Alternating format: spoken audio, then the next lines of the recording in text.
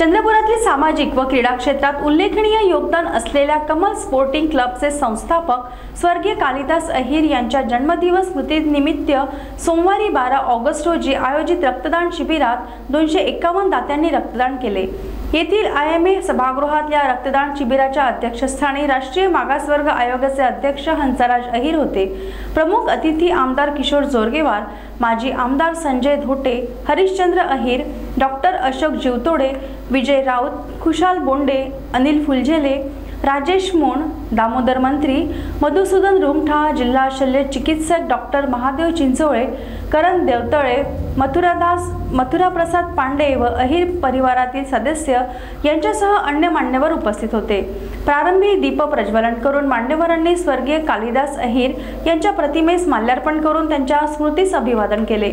या प्रसंगी हंसराज अहिर यांनी माझे बंधू कालिदास अहिर यांचे सामाजिक व क्रीडा क्षेत्रात उल्लेखनीय कार्य होते, त्यांच्या कार्याची स्मृती सदैव तेवत राहावी म्हणून रक्तदान शिबिराचे आयोजन करून अहिर कुटुंबीय त्यांच्या कार्यास उजाळा देत असल्याची भावना त्यांनी व्यक्त केली।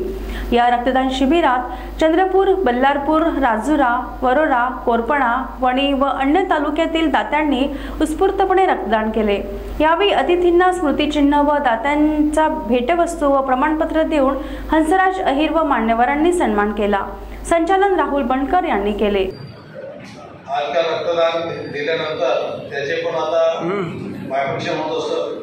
कोणाला प्लाझ्मा देतात, कोणाला रक्तदान देतात, वगैरे 5 गट पडले जातात, विभाजन केले जातं। म्हणून एक रक्तदान केलेली बॉटल एका रुग्णाकरता राहते असा भ्रम नाही, काही अनेक लोकांचा फायदा होत लागला आहे। म्हणून आपल्याला रक्तदान दिले आहे हा श्रेष्ठ हे भरीव काम आहे समाजाकरता। मी अनेकदा सांगतो की सुरुवातीला जेव्हा रक्तदान आपण देतो चंद्रपूर जिल्ह्यामध्ये शहरामध्ये तो घाबरत होते, आता रांग लागते रांग देण्याकरता।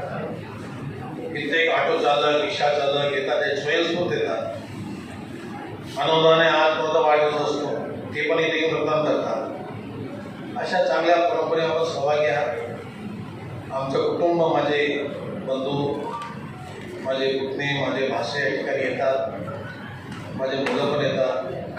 आता रवी राहील येत आहे, तो बाहेर गेलेला आहे। माझं लहान मुलगा श्यामही आहे, कालिदासची ते कोण देखील MBBS करत आहे, आजही आलेला आहे।